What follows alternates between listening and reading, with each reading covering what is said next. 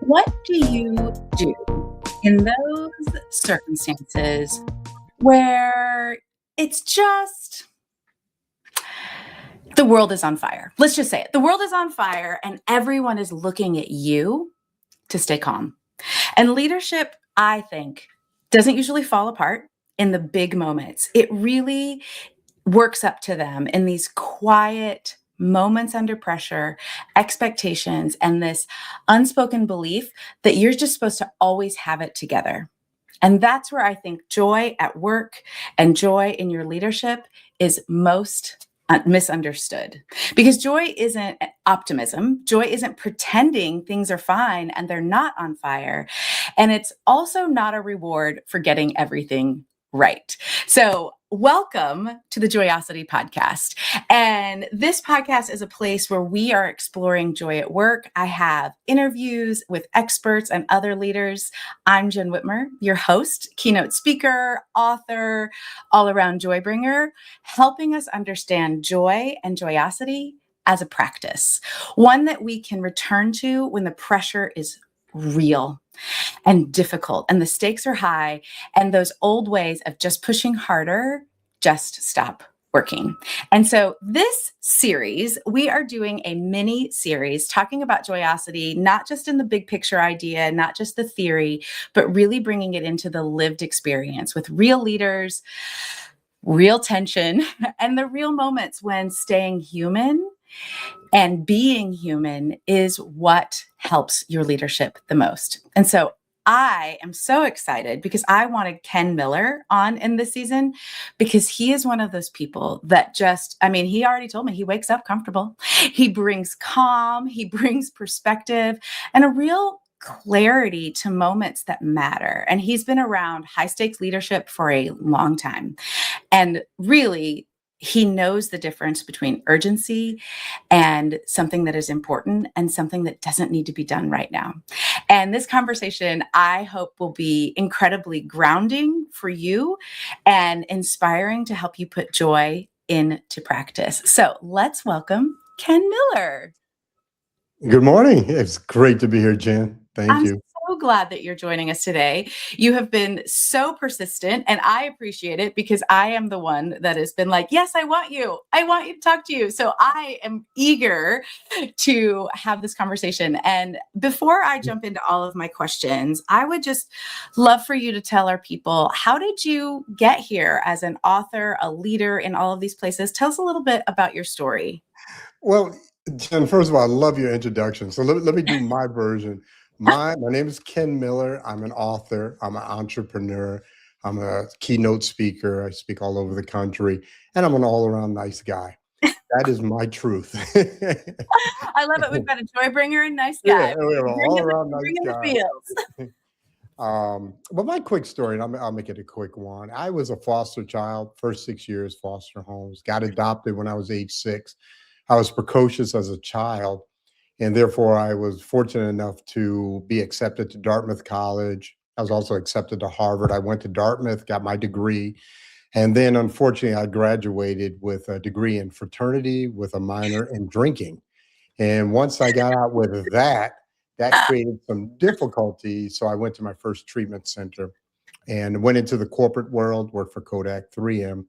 And then I relapsed and ended up doing about 21 years on the streets as an addict. And also I'm a 3-time convicted felon, did many years behind bars.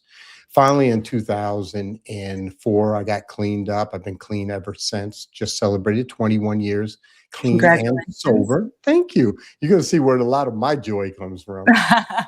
Because it really is, it comes from the kissing cousin, which is gratitude. But I got clean and did 3 years in the penitentiary. I got out with no skills. And then I put into place some skill sets that I had. And mainly, I had a sense of agency and urgency that allowed me to be successful back into business as an employee. And then in 2014, I started the first of my companies, and I have 4 of them now.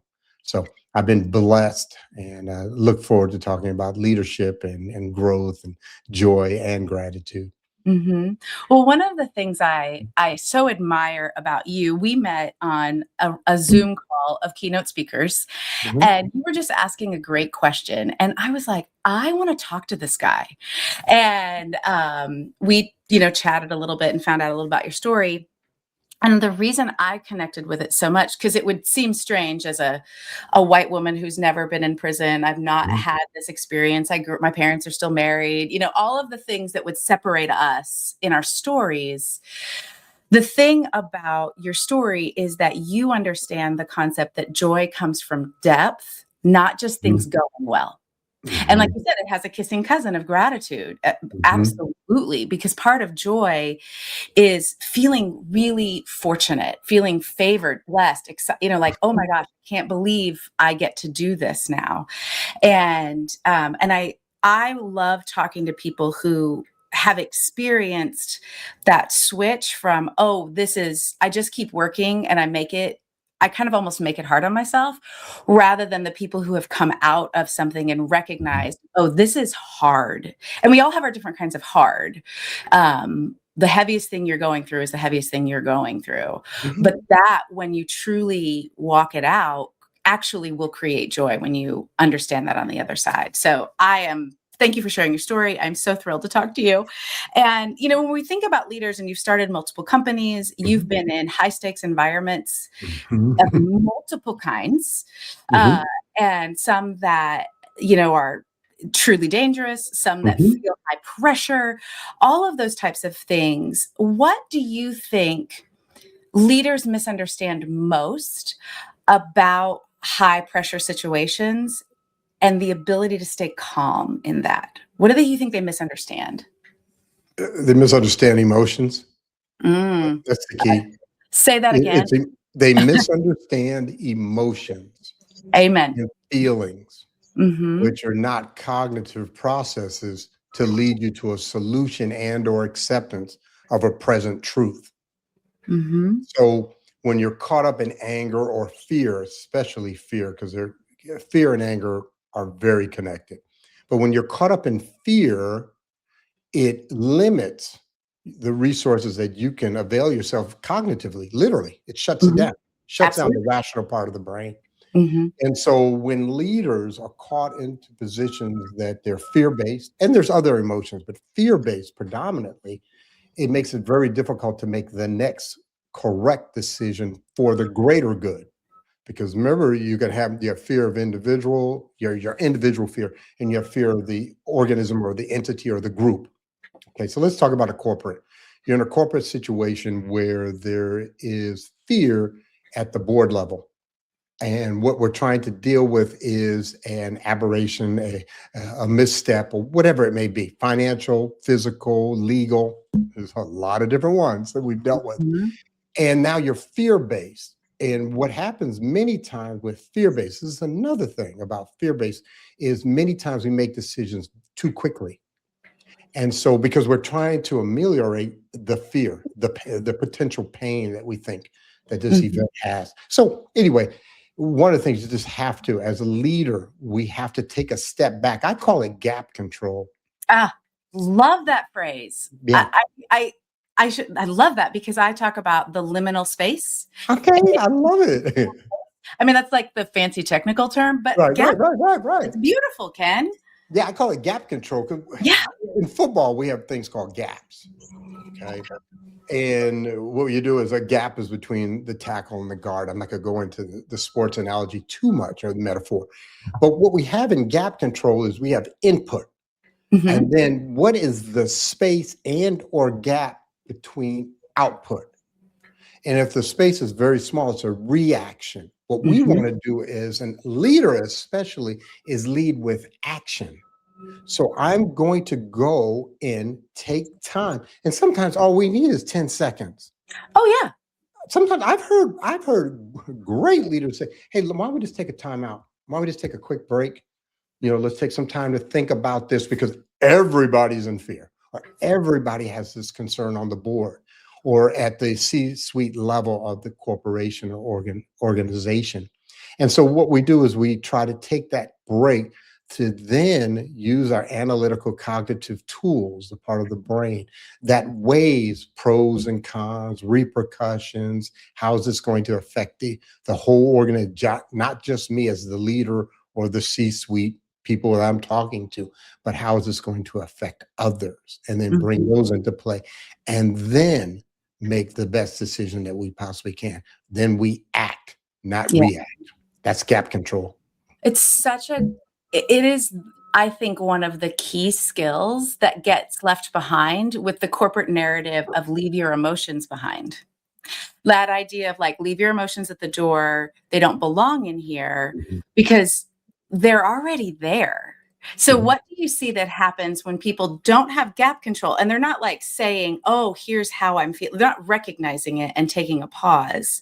They're pretending it doesn't exist, but then they're almost still being controlled by that fear and anger. What does that look like? What have you seen that look like? It doesn't look good because so what we do is we have a reaction that first forms in the brain. Then it's going to manifest itself through two means, usually verbal or email or action. Mhm. Okay. Mhm. And I'm talking about these are these negative reactions Mhm. to this input that has made us fearful. Mhm. And what it has a tendency to do is then it gets the others in a position that now they're reacting or acting towards what you've given them as input. And Mhm. it just creates this vicious cycle. So I've seen situations in the boardroom, which, a lot of people think, well, they are. 90% of the time, 95, they're very staid. We take care of our business and we move on. I've been on multiple boards, Yeah. corporate and nonprofit. And they tend to pride Mhm. themselves on being very rational, like Yes, we're yes, rational, which we is have to good. be. We Right. do need rational. However, if you forget the emotions, you will be controlled by them. Yes, yeah, but there's some emotions we wanna bring into play, like love, Absolutely. compassion, Mhm. forgiveness. I mean, there's great, Yes. and that I'm doing this out of love for the staff members or for the frontline employees, okay? Mhm. I'm gonna set up this mentoring program within or workplace sponsorship program within our organization. Great. That's out of love. Okay. Absolutely. Or I have an individual that has a concern or a challenge. Hey, take the week off, paid, take care of your mother, take care of your child, whatever it may be. I Mhm. didn't have that. I'll be real frank with you, Jen. I did not have that when Yeah. I first started in the corporate world as in management. Yeah. I was very rigid. You got to play by the rules. And I didn't see people, I hate to say I didn't see people as human, but I just thought there was a box of rules that we had to stick by because I didn't come out of compassion and love. Sure. Now that's that's how I do life. Yeah. How do you notice the difference in, I don't I don't love the word results or outcomes, Mhm. but when you are operating in, if I could call it control, like I'm going to follow the rules and this is how I'm going to control things, um, out of, self-preservation, you didn't know it. Like you were doing it in the time with the best that you knew. And now you're operating differently. What do you notice differently about the way employees responded, your teams performed then versus now when you're operating from this place of gap control, love, compassion? What do you notice is the difference that you see? The first difference that you'll usually will notice is that people are more open because what they'll attempt to do is hide things from you because they know that there's boxes that you say, I have to be here at 7 a.m. Well, Mhm. my child was sick and I had to take it to a different daycare or whatever the reasoning was. Talk to me. Yeah, Why were you an hour? Okay, cool. Hey, let's have a great day and let's move on. That's yeah. number one. Probably number two thing that you'll notice in the atmosphere is that you will have increased productivity because there's a way of working when people feel when I this is the word I like to say when people feel seen as Mhm. an individual, as opposed to a number or a cog in a wheel. Mhm. And many times in management, and I'm talking, it's interesting. We could have a whole conversation, management versus leadership. Yeah. And Yeah. I was a manager Mhm. because again, and remember, a lot of my management was fear-based. Sure. So I create order to protect me, Mhm. okay, and protect my position within the company. Okay, you guys know what the rules are. I'm real rigid on this, da da da da da. Because if you're here from 8 to 5, then I know I'm going to get this amount of work done, whatever. No, in quotes, I would In say. quotes, believe me, in quotes. And there was a very specific time where I realized this. And what had happened, I was at an event for a nonprofit, and I was a development director, and I had staff. And my wife at the time came to me. She said, "Do you know that XYZ staff member is crying in the back?" I said, "What do you mean she's crying? This is at the event." And Mhm. she said, "You said this, this, this, and this." I berated her over something that was really small. Mhm. Because again, in my checklist, you need to be perfect in this, or you need to check off all these marks instead of allowing one of my favorite words, tolerance. Yeah. Okay. Mhm. And tolerance is as a human that made a mistake, maybe doing it later, whatever. But I had a timeline and a checklist. And so I had to go back there. I was wife ordered to go back there and apologize. And I did. And I Mhm. had to look at that. What Yeah. am I doing? And I did. I went inside, plus I went to my mentors and discussed it. And I finally started getting an understanding Mhm. about tolerance and about gaps and Mhm. about order and checklists and all the things that I was doing to be a great manager, or what I thought was a great manager. Because you can be a great manager and still, do it with love. Oh, Okay. absolutely. And Absolutely.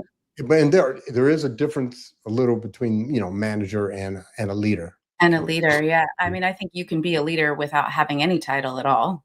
Mhm. And Ooh. I say a lot that you can't lead anybody else until you lead yourself first. And that's where that self-awareness begins, the gap control, knowing what part of the control you're reaching for, what the fear is. All of that is Mhm. leading yourself. And I love this story that you just told because first of all, it's so honest. We've all made mistakes in the past. Mhm. I think leaders, if we don't learn from those mistakes first for ourselves and then don't share them with other people, we perpetuate this idea of perfection, of like you get to the top by just doing it right all the time, which I think is the opposite of how you get that. You get to the top by experimenting and caring for people and learning from your mistakes.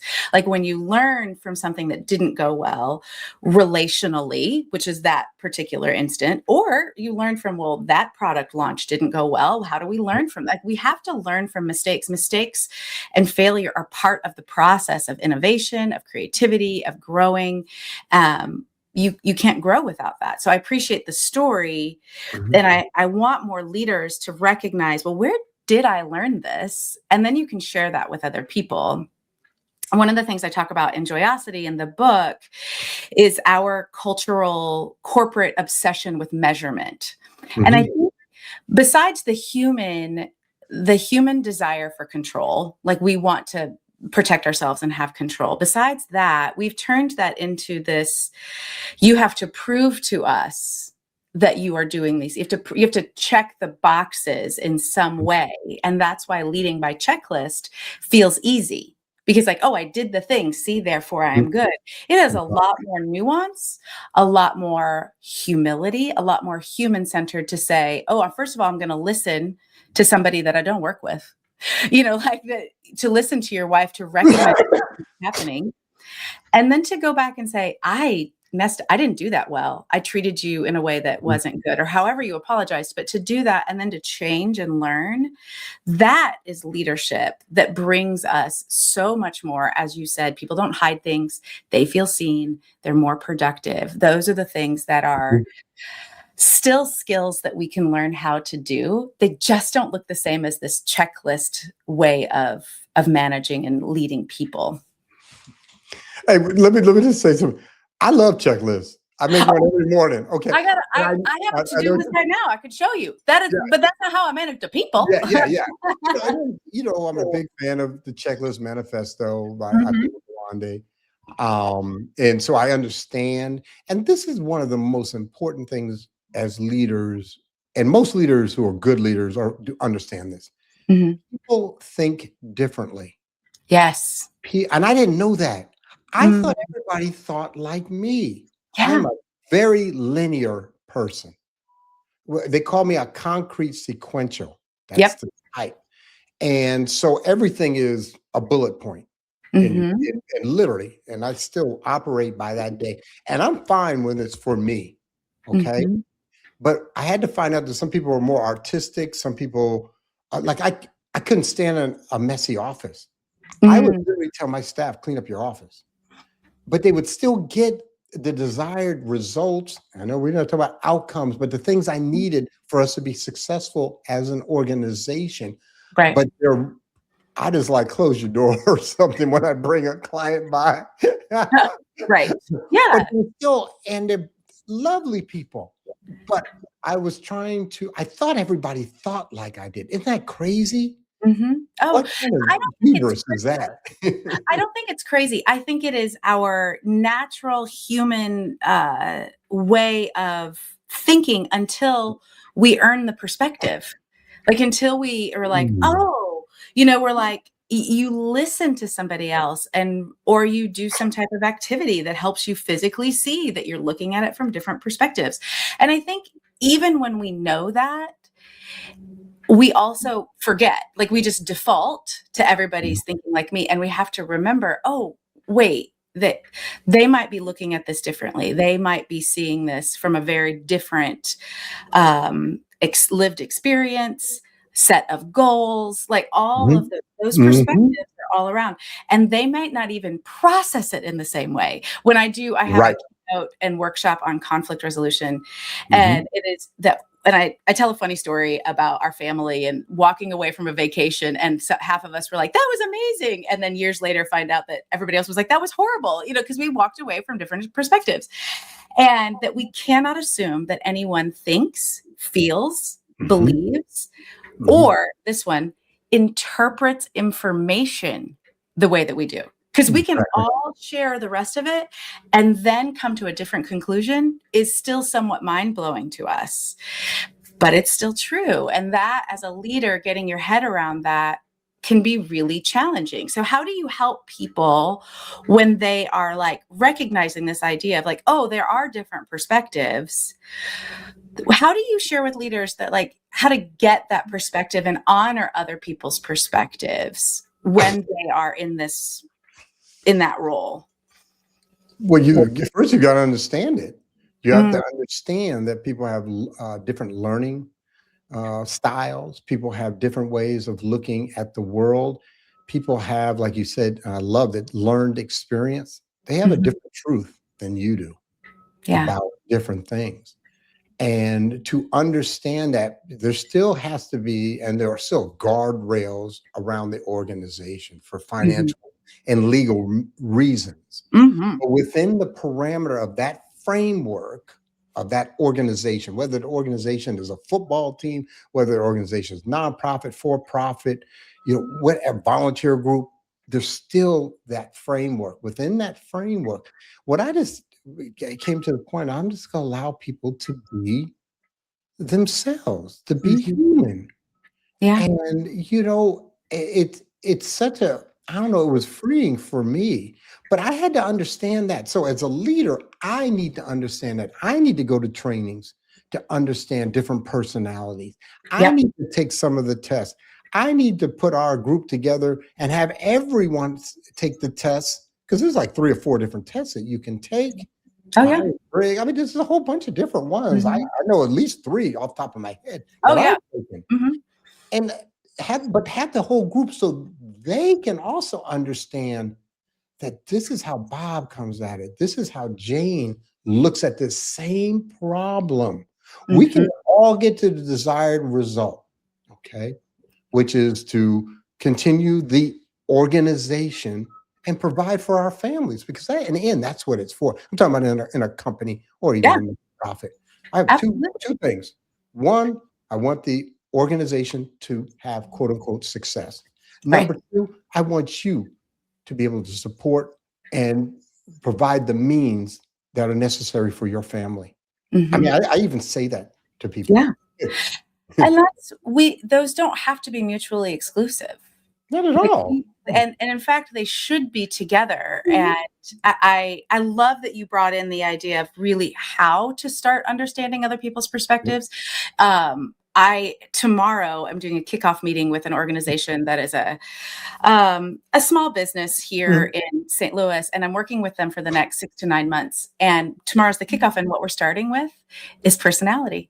And so Oh, we're gonna spend beautiful. the afternoon together, and I work with the personality tool called the Enneagram. I've worked with many, Yeah. many others, Uh-huh.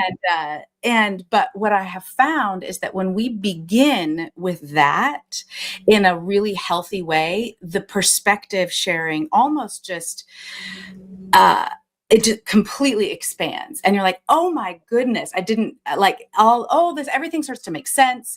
There's so much more compassion and empathy. You're like, I get now why this was happening for you, rather than, oh my gosh, why are you doing this? Like you just have so much more compassionate energy, and Mhm. it happens every time, every single time. So I'm really looking forward to tomorrow because it's one of my favorite Yeah. times with the team.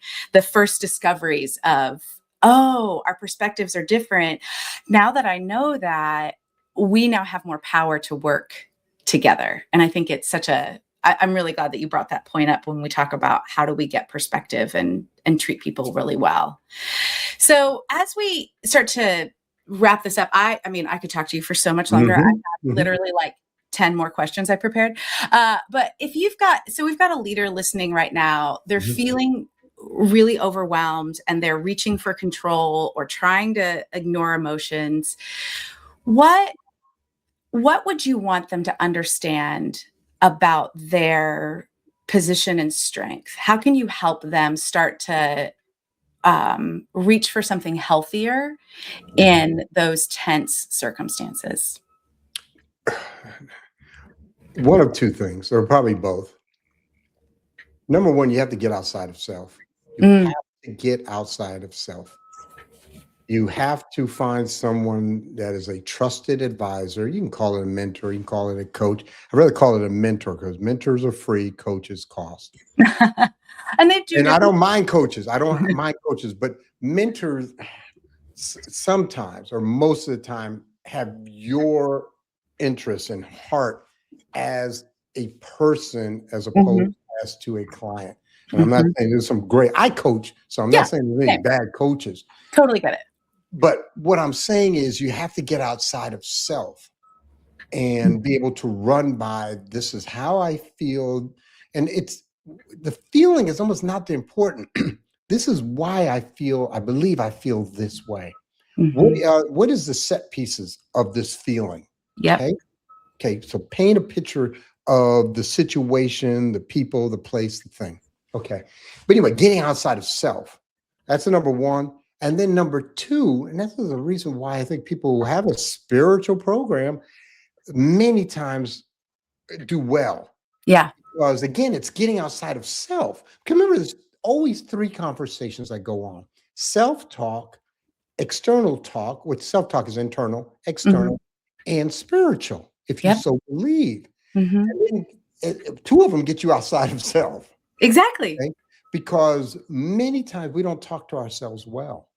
We don't talk to ourselves with a high self image or self respect, let Right. alone self esteem.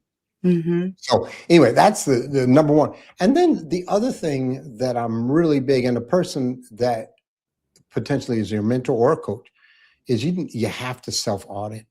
I'm a Ah. big one on self audit. Mhm. You have to look at self.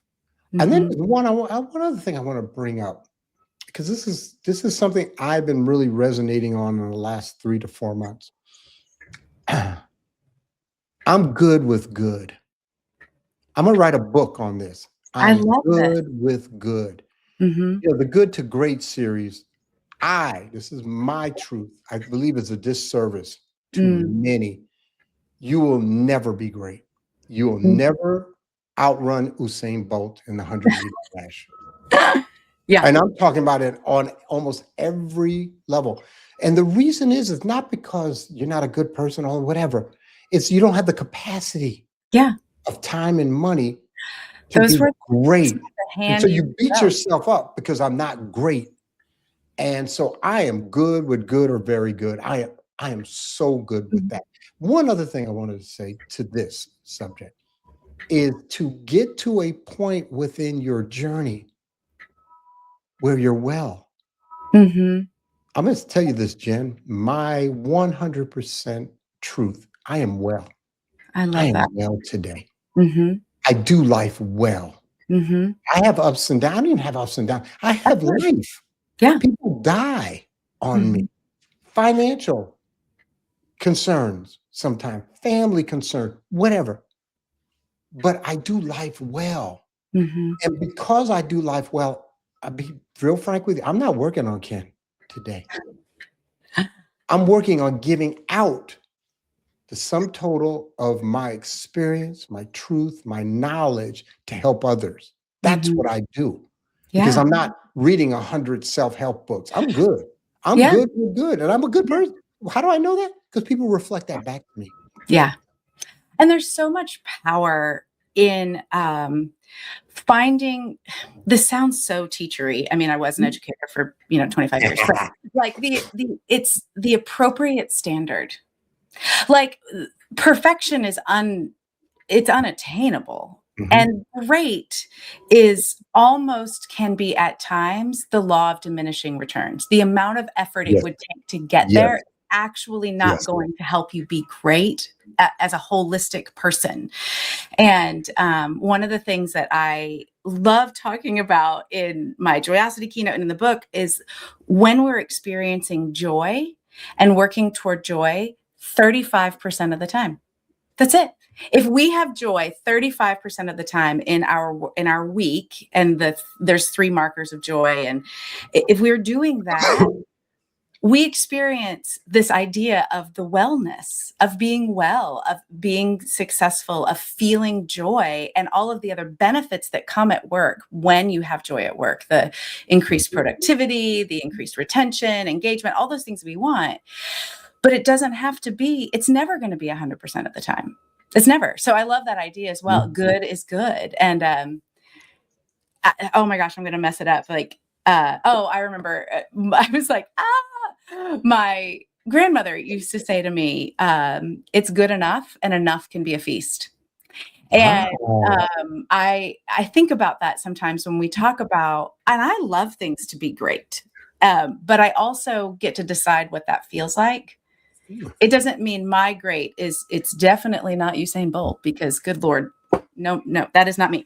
But like even if you're in my industry, I don't need to be the top whoever mhm. the Yeah. speaker to be really good and enjoy it and to help people and Mhm. help people transform their lives.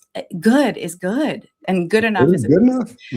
Yeah. so I so loved this conversation. Before we close, will you please tell people how they can find you, connect with you? Mhm. Also, before one more thing, Okay, I sure. have to. I love the title of your book, Becoming, Uh-huh. and I love it so much because I talk about. I resonate with that idea of you are becoming. It's a being, not a doing, and sometimes it's a Mhm. shedding of things and allowing your favorite self to show up when you can release ego and get outside of yourself. And that is part of becoming. And so I enjoy that part of your book. So your book is Becoming. Tell us how to find you, how to find it before we wrap up. Oh, well, if you would like the book Becoming Ken, it's on Amazon and it's also on Audible. Mhm. And you And can find it here on your yep, QR, and you have one too. I will. And then if you wanted to get a hold of me, because what I love to do is speak. I Mhm. love, I believe like you do, Jen. I love to speak from the stage. I love sharing. I love to talk after the share when you meet Uh-huh. people who have resonated with what you have said and what you have allowed into this this public sphere. So if you are interested in potentially me speaking, please feel free to reach out to me at Ken Miller Speaks, or Ken Miller 84 is my LinkedIn. And I answer every message personally. I do have virtual assistants to do other things, but I answer every message. And I would just I appreciate everybody who's listening. What a great thing that you've taken some of your capacity of time to Yeah. listen to this wonderful podcast, because Jenna's phenomenal. Oh, thank And, you. I'm serious. I've been doing this for a minute. And as a host, you do an incredible job. And it's just, I wish we could do another hour. I mean, just to smile. I mean, I'm just having fun. I have joy right now. Oh, Just I'm so glad. doing this, you Oh, know. You can come on my smile. And I don't, we have a term in the Black community, I don't fake the funk. And it means I'm keeping it real. It's yeah. keeping it 100. So good. I feel the same. And those are very kind words. Thank you. You have, it's very easy to interview people who have a depth and experience and are willing to be vulnerable and share. So you have made my job very easy and said really great things for people. And I have that question for you if you're listening. Again, as you know, I'm always so grateful that you choose to spend your time with us, whether you are walking in the car, doing something else. And my question for you to ponder, because I always have to put my coach hat on at the end, is what did this stir up for you? What is something that Ken said that in our conversation, or I said, that really were like, oh, wow, I gotta think about that. What landed with you? What challenged you? And I would love to hear. Feel free to share on LinkedIn. If you're like, oh, that's too much, you can always tell me, but there is power in telling somebody what's happening inside of you. Just as Ken said, like that external conversation, get it outside of the internal talk into external. You can email me, Jen at jenwhitmer.com, Jen with 2 N's. You can DM me on LinkedIn and Instagram. As you know, all of those things will be in the show notes, as well as Ken's information will be in the show notes. And I have one more invitation for you is you can't change everything in a day. So what is the one thing that you grabbed from this, the one small practice, the one idea that you want to noodle on? And joyosity isn't about becoming someone new. It's really staying connected with who you are and your favorite self, even when leadership gets very hard, that you stay human in the middle of all of that. So thank you for being here. If this was helpful, please share it. Give us a rating. Algorithms really like stars. And so I appreciate that, because what it does is it helps more people really access the idea that joy isn't extra. It's really the center of all that we do. So thank you for being here today. Ken, thank you for being here today. I appreciate it. And we will see you all next week. Bye, everybody.